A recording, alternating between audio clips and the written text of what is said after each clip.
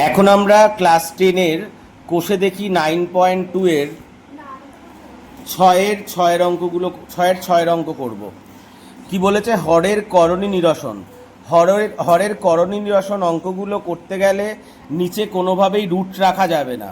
তা এখানে দুটো রাশি আছে, দুটো রাশির নিচেই রুট রয়েছে। আগে অঙ্কটা টুকি। 3√2 প্লাস 2√3 বাই 3√2 মাইনাস 2√3। এখানে দুটো রাশিতেই রুট রয়েছে, তাহলে দুটো রাশিকে নিয়েই আমাকে রুট তুলতে হবে। প্রথমে কি করলাম?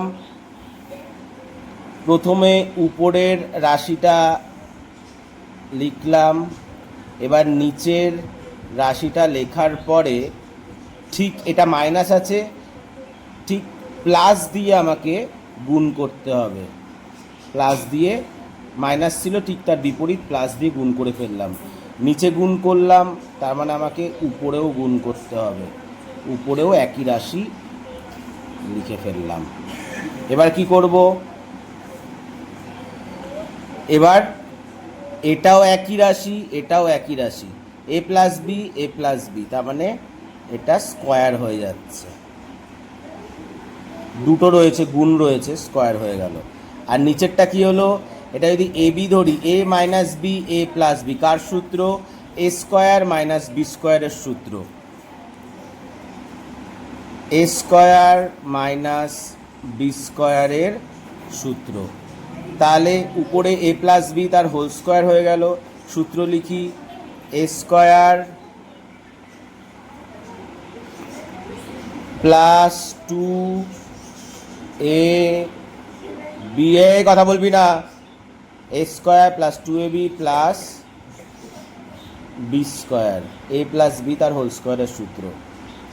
আর এটা হচ্ছে এ স্কোয়ার, 3 স্কোয়ার 9, আর √2 স্কোয়ার 2, মাইনাস 2 স্কোয়ার 4, √3 স্কোয়ার 3 লিখে ফেললাম।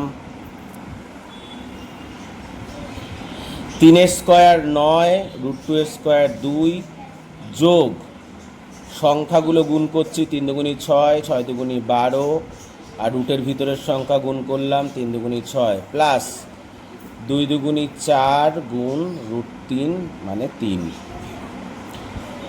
আর এখানে 18 বিয়োগ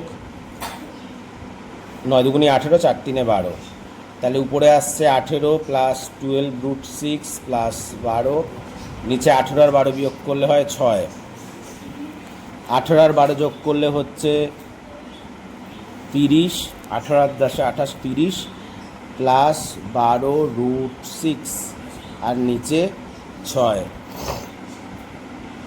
কি করব? এখান থেকে কমন যাচ্ছে, কি কমন যাচ্ছে? 6 কমন যাচ্ছে। 6 কমন নিলে 30 থেকে পড়ে আছে 5, 5 6 30, যোগ 12 থেকে পড়ে আছে 2√6, গুণ করলে 5 6 30, 6 দুগুণী 12, তাই 6 কমন নিলাম, নিচে 6 ছিলই, 6 6 কেটে দিলাম। তাহলে আমার উত্তর কত বেরাচ্ছে? 5 প্লাস 2√6। এটা হচ্ছে সম্পূর্ণ অঙ্ক, খুবই সোজা একটা দ্বিঘাত করণীর অঙ্ক।